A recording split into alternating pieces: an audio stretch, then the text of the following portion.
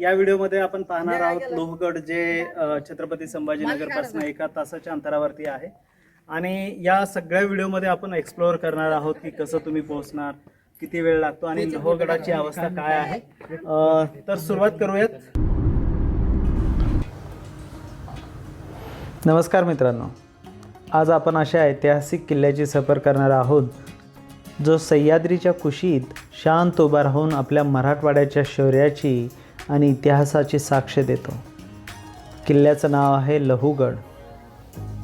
त्यालाच लहुगड नांद्रा देखील म्हटलं जातं. जर तुम्ही छत्रपती संभाजीनगर शहरापासून या प्रवासाला सुरुवात करत असाल तर हा किल्ला शहरापासून साधारणपणे 46 किलोमीटर अंतरावर आहे.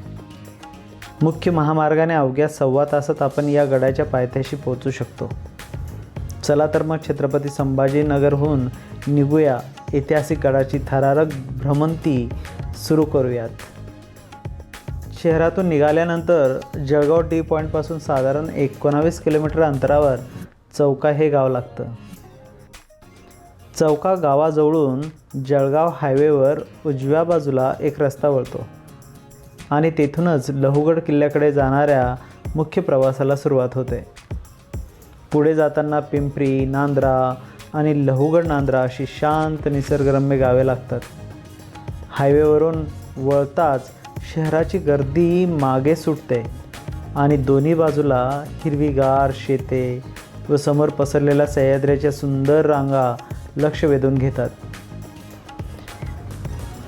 गावाची सुंदर सफर संपवून आपण लहुगड किल्ल्याच्या पायथ्याशी पोहोचतो. मित्रांनो, या लहुगड नांद्रा या नावातच एक वेगळा इतिहास दडलेला आहे.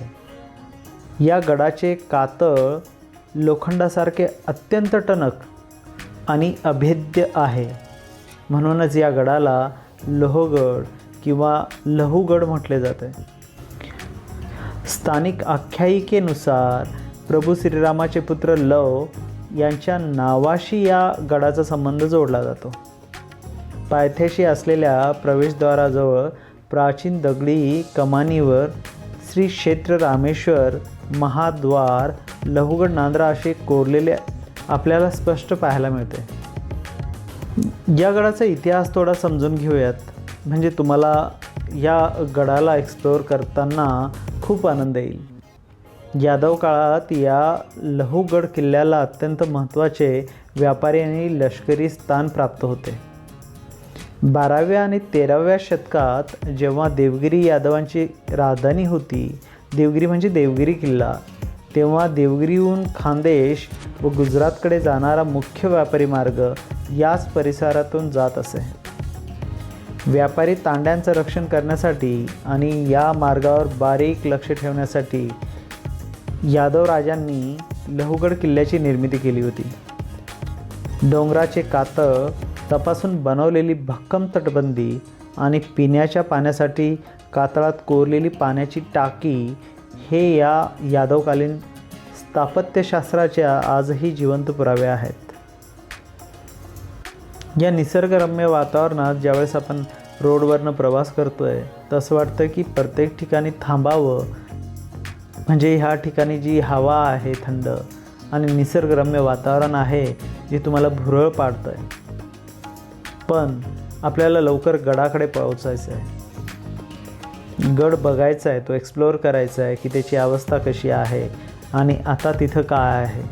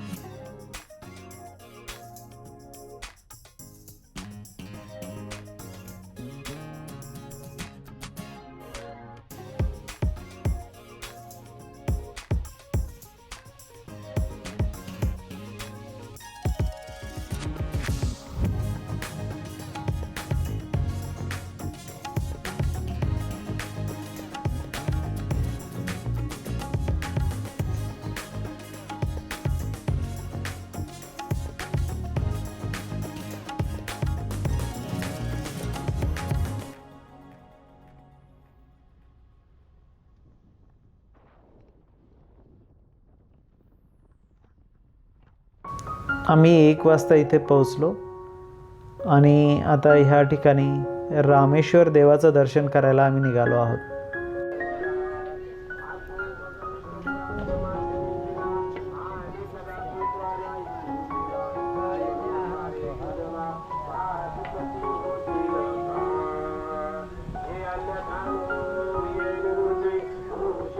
पायऱ्या चढत वरती आल्यानंतर पहिलेच एक मंदिर लागलंय.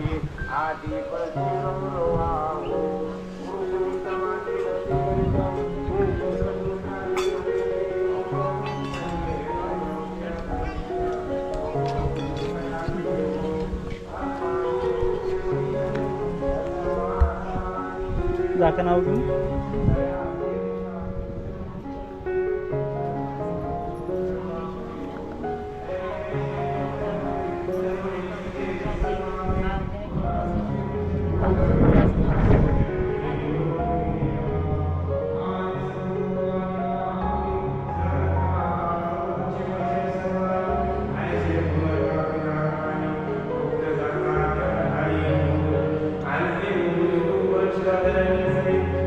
हे रामाचं मंदिर आहे.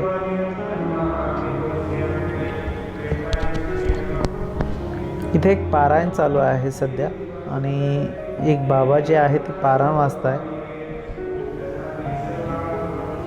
त्यांनी आम्हाला प्रसादासाठी बोलवलं. प्रसाद घेऊन पुढे जातोय. महाशिवपुराण शंकराचं जे पारायण आहे ते चालू आहे तिकडे.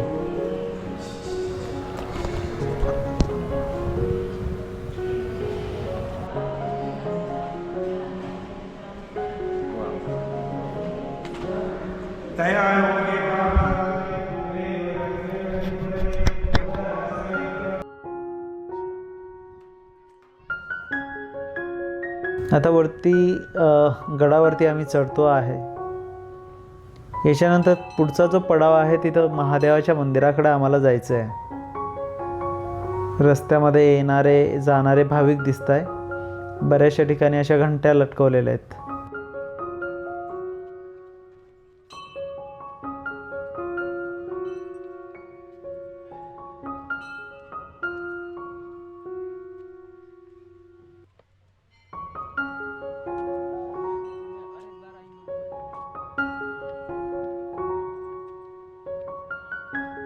पायऱ्या चढताना बऱ्यापैकी दमछाक होते. जसं जसं आम्ही वरती जातोय पायऱ्या अशा एकदम सरळ नाहीये.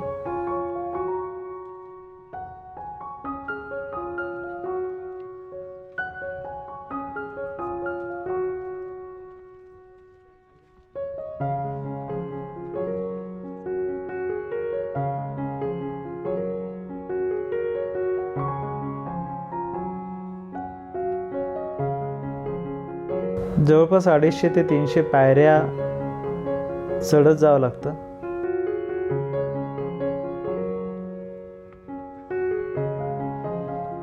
अशाच ह्या सगळ्या पायऱ्या ज्या आहेत ह्या गडाच्या चहूबाजूला आहेत आणि वेगवेगळ्या दिशेने ह्या गडावर चढण्यासाठी ह्या पायऱ्या केलेल्या होत्या.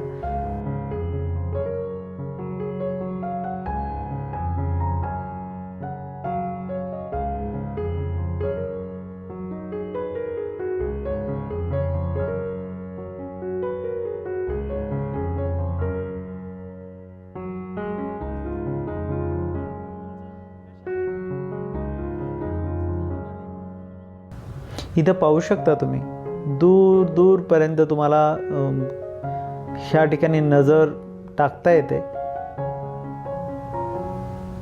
खरंच ह्या यादव काळामध्ये ज्यावेळेस व्यापारी मार्गावर नजर ठेवण्यासाठी ह्या गडाची निर्मिती केली होती ते खरंच ह्या गडावर आल्यानंतर कळतं की किती दूरपर्यंत नजर ठेवू शकतात तुम्ही. आता इथेच आम्ही महादेवाचं मंदिर आहे, हेमाडपंथी महादेवाचं मंदिर म्हणूयात, तर त्या महादेवाच्या मंदिराचं दर्शन करूयात. अगदी एका दगडामध्ये कोरलेलं हे मंदिर ह्या ठिकाणी तुम्हाला दिसतं.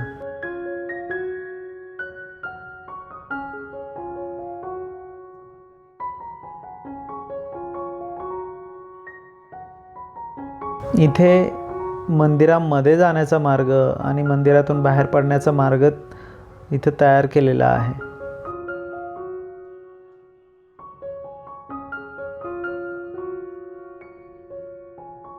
दगडामध्येच हे पूर्ण मंदिर कोरलेलं आहे आणि त्या काळापासून हे मंदिर जसंच तसं इथं आहे. श्रावण महिन्यामध्ये खास करून इथं भाविक खूप गर्दी करतात. सोमवारी तर नंबर लागतात इकडे दर्शनाला आणि इतर वेळेमध्ये भाविक अभिषेक वगैरे पूजा जी असेल ती करतात.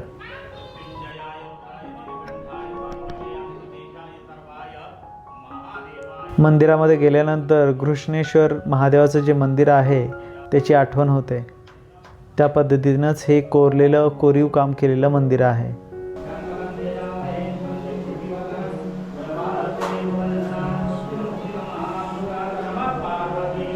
एक छोटंसं राम मंदिर देखील या मंदिराच्या गाभाऱ्यामध्ये आपल्याला दिसतं, जिथे राम, सीता, लक्ष्मण आणि हनुमानजी बसलेले आहेत.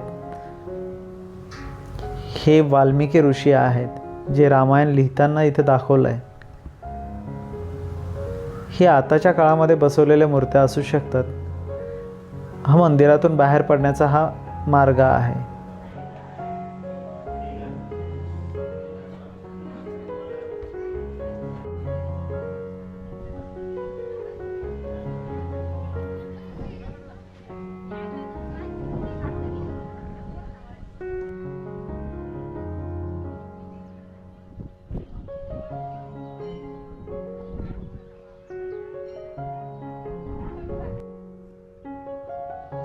गडाच्या सगळ्या बाजूला जर बघितलं तर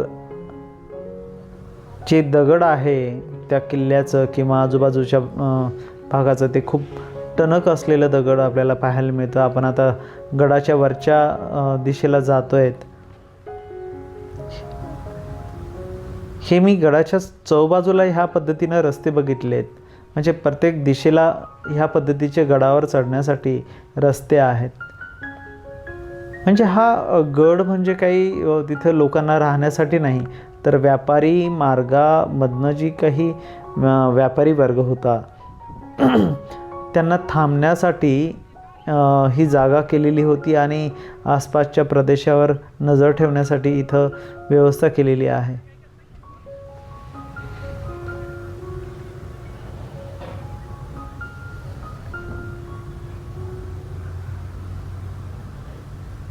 इथे चढताना नक्कीच तुम्हाला देवगिरी किल्ला चढल्याचा भास होतो आणि गड किल्ल्यांवरती त्या काळामध्ये कसं चढलं जायचं त्याची अनुभूती येते.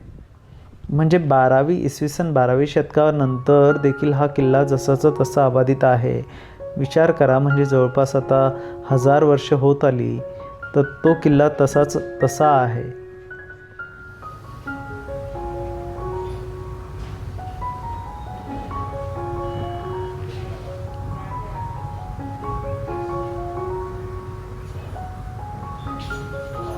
अगदी किल्ल्याच्या वरच्या टोकाला आल्यानंतर समोरच्या बाजूला जर बघितलं तर सह्याद्रीच्या डोंगर रांगा आपल्याला सहज दिसून जातात.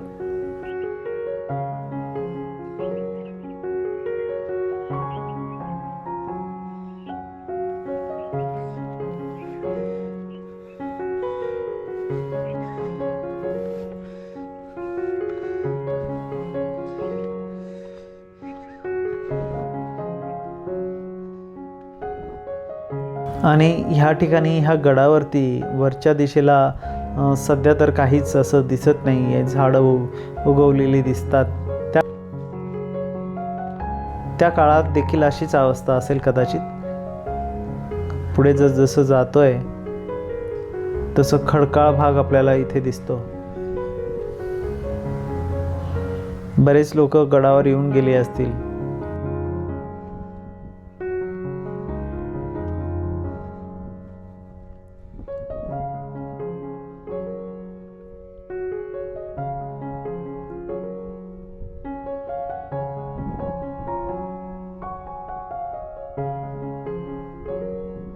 ही पाण्याची टाक आहे, जिथे पाणी जे साठवून ठेवलं जायचं हे पाणी पिण्यासाठी वापरलं जायचं. गडावरती जे काही व्यापारी वर्ग असायचे त्यामध्ये गडाच्या प्रत्येक बाजूला ह्या पद्धतीची टाक आपल्याला पाहायला मिळते. आणि सगळ्या टाकांमध्ये पाणी आहे.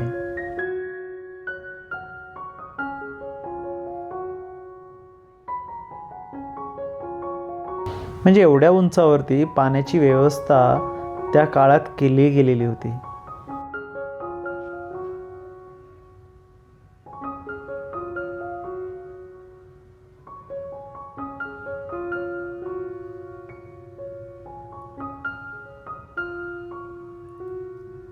इकडच्या दिशेला जसं आपण वरती आलो आहे त्याच पद्धतीनं जिथे मंदिर होतं महादेवाचं इथं उतरण्याची जागा, म्हणजे ह्या बाजूला देखील उतरण्यासाठी रस्ता केलेला आहे. आणि जे समोर दिसते तुम्हाला या पद्धतीनं त्या लेण्या ज्या आहेत, लेणीसारखं कोरलेलं आहे राहण्याची व्यवस्था. या पद्धतीनं हे छोट्या छोट्या खोल्यात इथं तयार केलेल्या होत्या, ज्याच्यामध्ये तो व्यापारी वर्ग राहायचे किंवा जो त्या रस्त्यामधनं जायचे तिथे राहत असे. आणि हे ते मंदिर जे आपण सुरुवातीला बघितलं. म्हणजे वर चढण्यासाठी वेगवेगळ्या मार्गाने रस्ते आहेत ह्या गडावरती, आणि त्या काळात दगडांमध्ये कोरलेले रस्ते आहेत.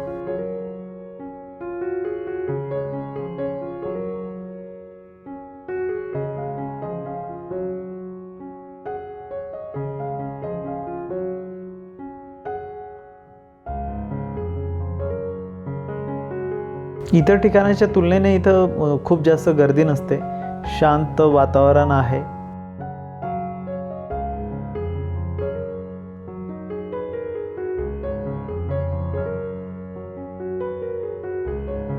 प्रत्येक ठिकाणी तुम्हाला असे टाक पाहायला मिळतील ज्याच्यामध्ये पाणी भरलेलं आहे सगळीकडे. म्हणजे पावसाळ्यामध्ये हे पूर्ण तुडुंब भरतात. आणि आतल्या साईडला हे खूप मोठी आहेत. म्हणजे वरतून जरी तुम्हाला छोटी दिसत असतील तरी आतल्या साईडला खूप मोठी आहे.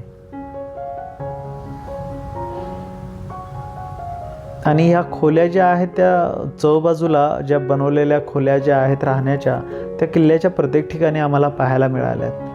त्यातली ही एक खोली आहे, ते बघूयात आपण.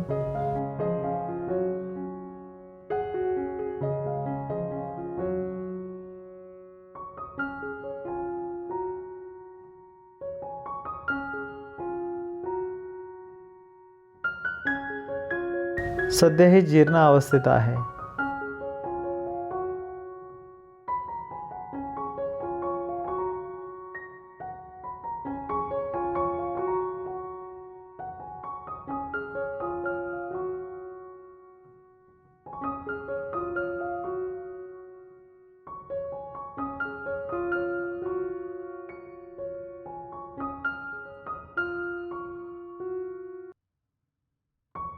ही दुसरी त्यापैकीच खोल्यांमधनं इथं देखील राहण्याची व्यवस्था होती, पण आता त्याच्यामध्ये खूप झाडं झुडपं वाढलीत, त्याच्यामुळे हे व्यवस्थित दिसत नाही आहे.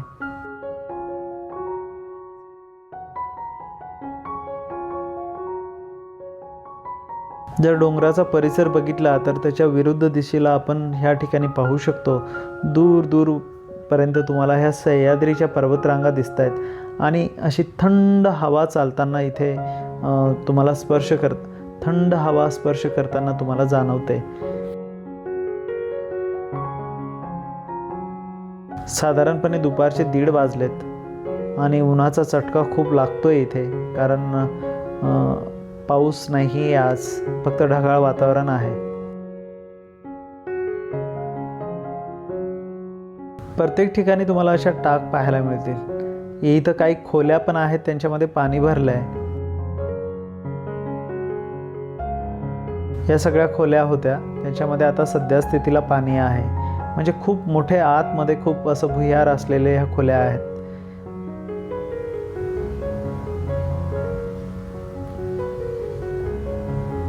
इथे देखील खाली खोली आहे, पण आता तिथं जाणं शक्य नाही आहे.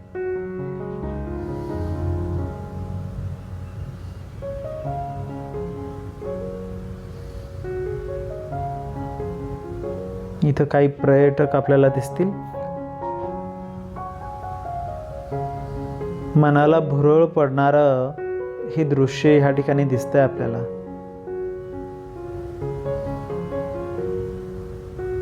ह्या बाजूला सीतेची न्हाणी असं म्हटलं जातं, पण हे देखील एक छोटंसं मंदिर इथं आहे आणि इथे देखील राहण्याची व्यवस्था त्या काळात केलेली होती. आता सद्यस्थितीमध्ये त्याच्यामध्ये पूर्ण पाणी भरल्याचं इथून दिसतंय. थोडं खाली जाऊन बघूयात.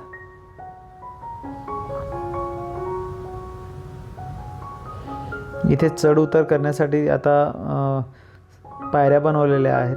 त्या काळात नसतील कदाचित. एक छोटंसं मंदिर बनवलेलं आहे आणि इथे ती खूप मोठी अशी खोली बनवलेली, म्हणजे एक लेणी कोरल्यासारखं लेणी आहे. त्याला पिलर प्रत्येक तुम्हाला पाहायला मिळतील.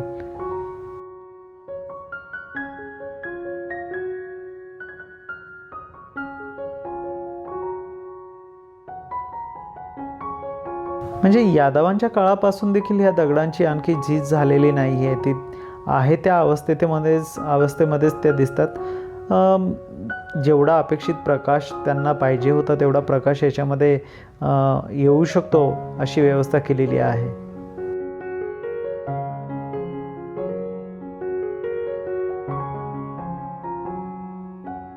भाविकांसाठी ही सीतेची न्हाणी आहे. हे गडाच्या खालच्या बाजूला देखील ह्या पद्धतीच्या खोल्या तुम्हाला पाहायला मिळतील. आता सध्या त्या चांगल्या स्थितीत नाही आहे, कारण कोणाची वर्दळ नाही आहे. त्याच्यामुळे ह्या परिस्थितीमध्ये त्या दिसायला मिळतात तुम्हाला.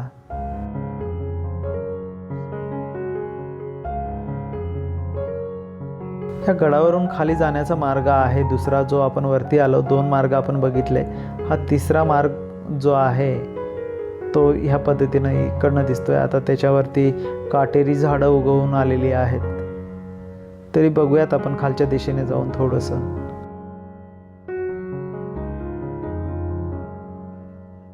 इथे तुम्हाला पायऱ्या दिसतील, पण आता त्या सध्या पायवाटीसाठी वापरल्या जात नाही.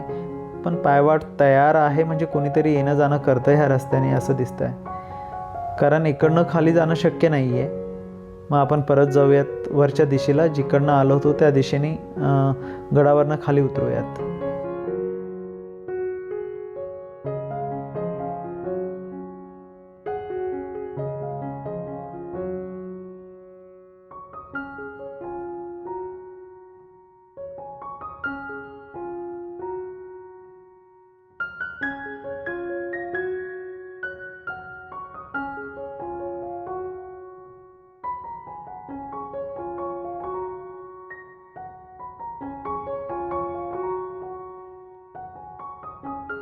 इकडनं देखील गडावरनं खाली जाण्याचा रस्ता आहे.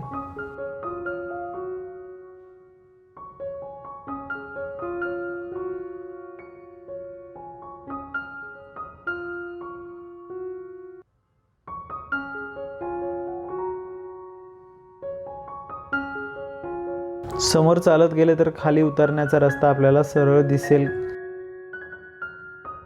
म्हणजे मला असं लक्षात आलं इकडे की गडावरती चहूबाजूला वेगवेगळ्या मार्गाने येण्यासाठी रस्ते बनवलेले होते. हा एक इथे खाली रस्ता होता. सरळ गेलो तर आपण जिकडनं वरती आलोय गडावरती तो रस्ता आपल्याला मिळेल. आणि असं लक्षात येतं की हे सेंट्रल पॉईंट आहे. म्हणजे या गडावरनं आपल्याला चहूबाजूने लक्ष ठेवता येईल. खरंच त्याच पद्धतीनं दिसतंय. म्हणजे सगळीकडं आपल्याला नजर फिरवली की सगळीकडे आपल्याला त्या पद्धतीचं वातावरण दिसतंय की सगळीकडे आपण नजर टाकू शकतो. परत आपण जिथं आलो होतो त्याच ठिकाणीवर आलोय आणि तिथून आपण आता खाली उतरतोय गडावरनं, जो की रस्ता मंदिराजवळ निघेल.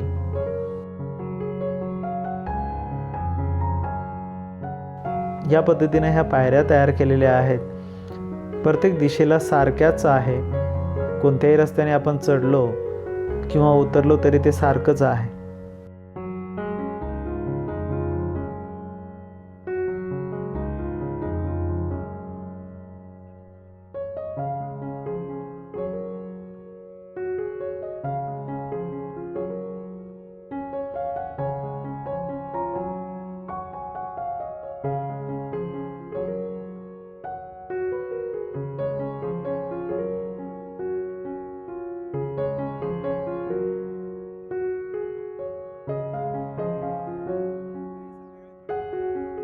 दगडाचं जर निरीक्षण केलं आपण तर दगड हा भरभक्कम असा दिसतोय, ज्याची झीज झालेलीच नाही आहे.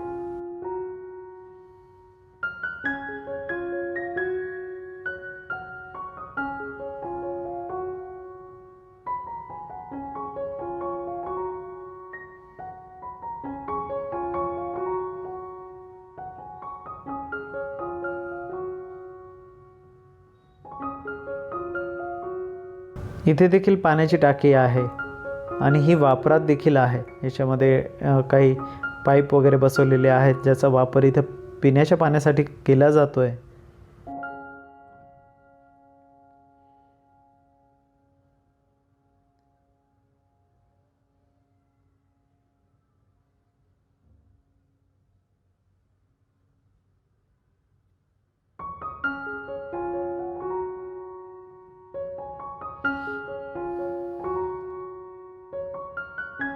तुम्ही हा सगळा व्ह्यू तर निसर्गरम्य ठिकाण एक आहे लोहगड.